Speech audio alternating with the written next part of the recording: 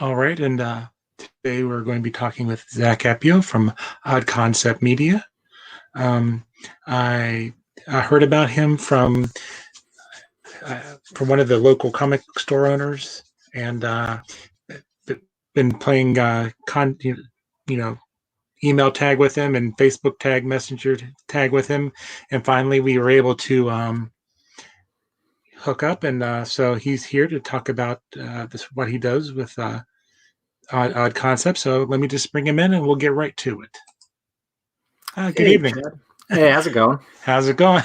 Good, good, good. So, start off. Tell us a little bit about how you got into. Let's say, you go with drawing, writing, comics, just the whole shebang. Yeah, definitely. Yeah, so me personally, I've always been into art, like even I think since first grade, I've been kind of writing short stories and things like that. Comics always have interested me because as a young child, I always had a hard time reading. So just, things just wouldn't keep my attention. So things like comics with concise writing and the imagery that just kept you drawn to the page kind of really got me into it. But for me personally, I had sort of a little bit of an unorthodox way of really getting into reading and collecting personally. I really didn't get into it until the FX show Legion came out a few years ago. So I fell in love with the character David Haller, who is Legion in the show, and then kind of wanted to dive into the backstory and read, where the character came from and things like that. So dove into the original Chris Claremont, Bill Sienkiewicz run that they did with New Mutants, and then went on from there to read, Legion Quest, and then on from there to read some of the new Spurrier stuff that he's doing. So yeah, just a huge fan of Legion. Got my Legion shirt here. Superman this today.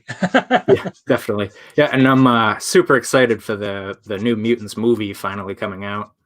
I know it's been delayed many times. Okay, so you do more than odd concept is more than comic books. It runs the gamut of all creative things. Tell us what give us an idea of everything you do with that with through your company or through your label or whatever. Yeah. I mean, I really came up with the name Odd Concept because I do so many different things that I felt like I needed kind of an umbrella name to sort of pull different viewers and things that may have been looking at different music that I make or drawings or comic books that I write or even some of the handmade goods that I make. So that's a lot of the stuff that I do is kind of oddly conceptualized, I'd say. So that's kind of where the name came from.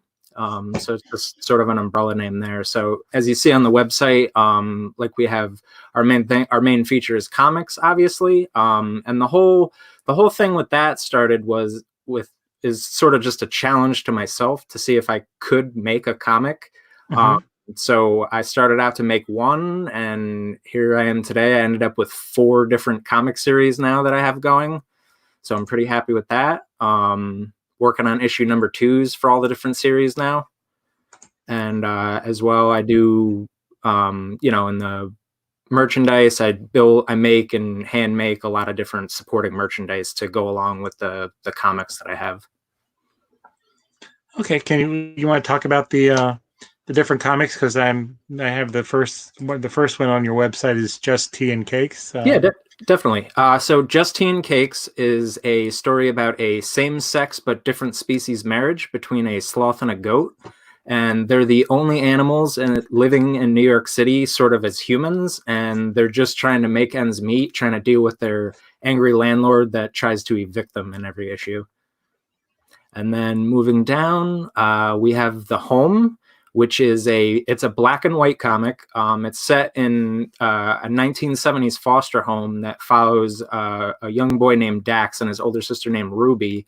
And there's dark, mysterious things happening in the foster home. And basically the stuffed animals that all the children have sort of come to life late at night when the kids are sleeping and protect them from the evil demons and spirits that are trying to get the kids. And then We have Tish and Squish, which is a comic more for younger readers. It's a story about two identical tuxedo cats that live on the same street. They don't know each other though. So Tish is the more is an indoor, well-kept cat. Squish is sort of the outdoor ruffian of the two.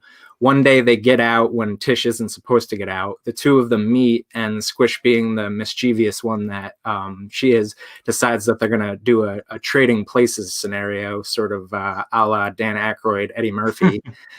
So they trade places, and Squish thinks that this is going to be advantageous to her because, you know, Tish comes from a nice, rich house, but things kind of unfold and they get into sort of misadventures that way.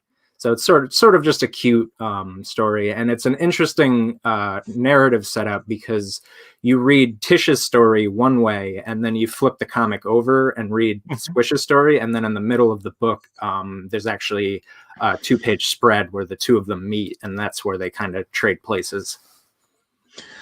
That sounds like a really neat concept. Yep, it's so you're working on these are floppy comics, not web comics. Is that correct? Correct. The first three that I just talked about were all floppy comics. They're also all available on Comixology.com as digital download if you want. And then Okay. my last comic at the bottom. Let me just scroll down there. Yeah. Last comic I did was Nona Antica, and that's a 3-issue run that I did. There's actually 3 mini comics, and it's just an ashcan comic, and once again meant for very young readers. And that actually is a free comic that I have available on my website. So if you click the link, the comic's there. But I do also offer physical ash cans that I sell at Comic-Cons as you know, a limited item. So kind of segueing in, you're kind of new to the con scene, is that correct? Yeah, absolutely. Yeah, I started really actually going to my first cons probably maybe 2-3 years ago. You know, really getting into the scene, enjoying the crowd, everything, you know, getting into cosplay and stuff like that. And then, like I said, I kind of challenged myself to try to get on the other side of the table. So I wanted to make a comic to see if I could really get into a Comic-Con. And my goal originally was to just do, you know, some of the smaller local cons around here, like Electric City and, you know, Albany and things like that. And then see if I could get any traction, if people like my work. And then the one comic kind of spiraled into the 4 that I have now. And then I ended up working on a whole full-length album. So I just kind of built together a whole little media brand for myself. So by the time I rolled around and did my first Comic-Con, which was the Saratoga Comic-Con last year, I had quite a decent amount of, you know, merch and stuff ready to go. Okay. So tell me a little bit about I'm just admiring your setup there behind you. Do you want to mention? Tell me what that's. Is that stuff that you've done? Yeah. So the boxes here are all chopped up, repurposed comics. Legion, of course, it's all my Legion comics that I have. So I like to go through, you know, get on Free Comic Book Day, you know, 10-cent, 25-cent bins. I'll pull comics, and then I'll try to just put together, you know, a theme. Like I have a Doctor Doom theme for this box. The box below, it's Superman. Like I said, this one's Legion. I'll also do, you know, Marvel theme, DC theme, so it's not just one character, kind of, you know, branches in the universe. But I don't actually sell the custom comic boxes as of yet. I may. They're a big draw at my table. I use them, as you see, to kind of just stage certain other things to bring people over. But a lot of people have commented really good things. I've even had a few shop owners stop by that said that they'd be even willing to put them in their shops and, you know, see if people would be interested in buying them. I'd love to make them. The only problem is they do take a very long time for the amount of polish and stuff that goes into them, and, you know, cutting up and finding the right comic pieces and stuff. So for right now, the boxes are just for fun and show. But over my shoulder here, I have a stuffed animal that I stitched together myself, which is his name is Chunks, and he's sort of my odd concept mascot that travels with me. And he's one of the main characters from my comic, The Home. So he's one of the, the stuffed animals that looks over the children at night. And then over my other shoulder, I have 3 characters that I actually commissioned an artist named Aaron Goulburn of Blockheads to make. And he does sort of a play on like Funko Pop, where it's, just rectangular head type things. And they're all cardboard or paper built. And so I sent him my comic, Just Tea and Cakes, and I had him model the 2 main characters and the landlord antagonist in it. So just another thing to kind of draw people in and, just show diversity at the table. Because not, in my opinion, not everything needs to be for sale at somebody's con table. It's always fun to just show stuff too.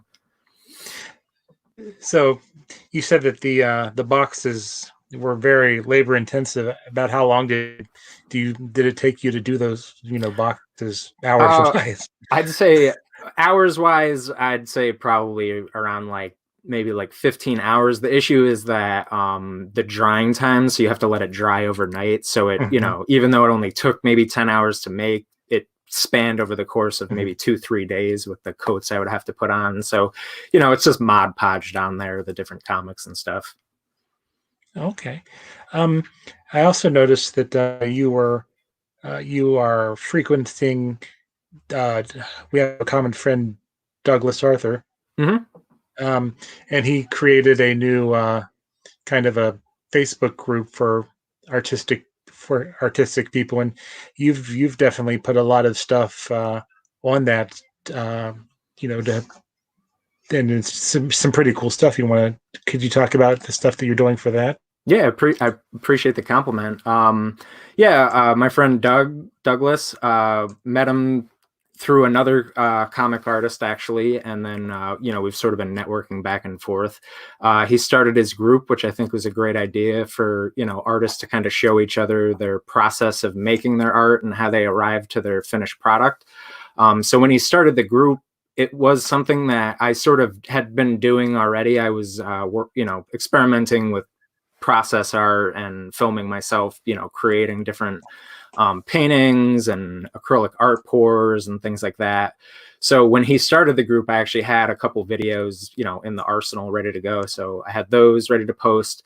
And then since then, I've been, steadily working on a charcoal series that I do as a sort of a gift for my girlfriend. She's a big horror nut. So I do little, 2x2 canvas charcoal sketches of, different horror movie characters and things like that.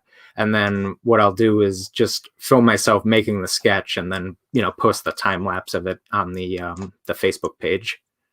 Yeah, I'm just trying to bring it up right now. Yeah, there it is. So that was that's the most recent one I did, which was Blade from Puppet Master. Which I remember that character used to give me nightmares as a kid. Let me just scroll down and find some of your other stuff. Yeah. But I put on there that, I'm open to suggestions if people want to, see a certain character, see me sketch somebody specific. That character was Jason Bateman from American Psycho. So on the latest one I did, I know Douglas just challenged me to do Pinhead from Hellraiser. So I got my work cut out shading wise with that guy, I think. So we'll see how that goes. But I'm looking forward to starting that out. Yeah, there's Douglas doing his thing. And it's just there we go. Yeah, so there's some of the paintings that I did. So this is a sort of a string pull technique. So you just kind of layer the canvas, and then there's different ways you can do it, obviously. But what I found worked best for me was taking sort of like the cheap metal like beaded necklaces, and then I dipped them in paint and then laid whatever design you want. And I was going for a floral design in the end. And I chose colors to match State Farm because this was actually a painting I was doing for my girlfriend, who's a State Farm agent. So this is going in her office. So I was being very brand friendly. So how But long does it take you to do something like that? the painting is actually not very long. I'd say that painting probably took me an hour tops. It's probably more setup with the video and everything to get everything ready to go Hmm. than it is actually doing it, because the acrylic anyway, it's sort of a time thing, so you really can't let the paint sit there for too long, otherwise it dries and you lose the ability to kind of manipulate it the way you want. So, going, how, so that seems to be how you've been spending most of, let me back up. It seems like your time in the quarantine has been very creative for you. Would that be correct to say? Are you just, Yeah, do you have a lot of ideas you're just trying to get out? Yeah, I mean, for me personally, I'm always doing stuff. So, I mean, quarantine or not, I'd still be doing art and still be, doing stuff on my own time and things like that. I mean, I will say that the quarantine has afforded me a little extra time on my hands to sort of work on other personal projects and stuff like that. I know right now I'm also writing a Star Wars fan fiction novel that's spiraled into like 30 some odd chapters. So that's it's getting a little out of hand. Gotta wrap that one up. But no, I mean, it doesn't really matter. I'm always working on something. Well, that's good. Hmm. Um, so are you currently reading anything? It could be comic wise, it could be, you know, anything that you would recommend to people.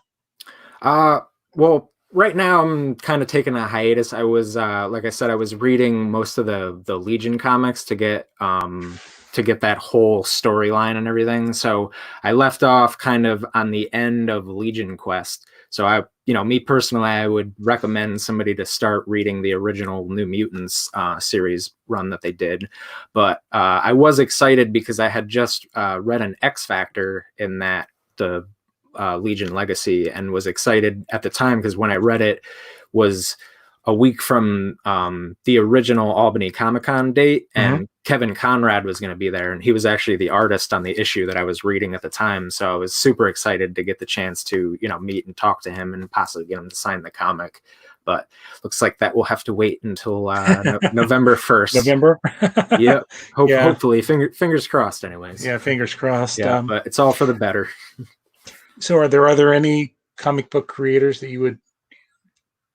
would you'd like to eventually meet and talk to about Yeah, I their mean, the stuff that they've done? Yeah, I mean, me personally, like I said, I'm such a big Legion fan that, obviously Chris Claremont, and me being an author myself, I'd love to meet the master himself. Um, but yeah, Chris Claremont, Bill Sienkiewicz, Rob Liefeld, I'm really big into a lot of the X titles and X related titles. So a lot of those guys would, just be a dream come true. So, where can people find your work? Websites, Twitter.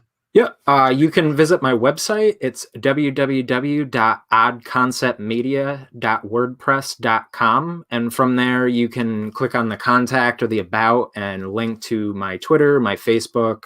I even have a separate personal art page that I did before I kind of undertook the name Odd Concept Media, where I put out a lot of music videos and short films and things for people in the area.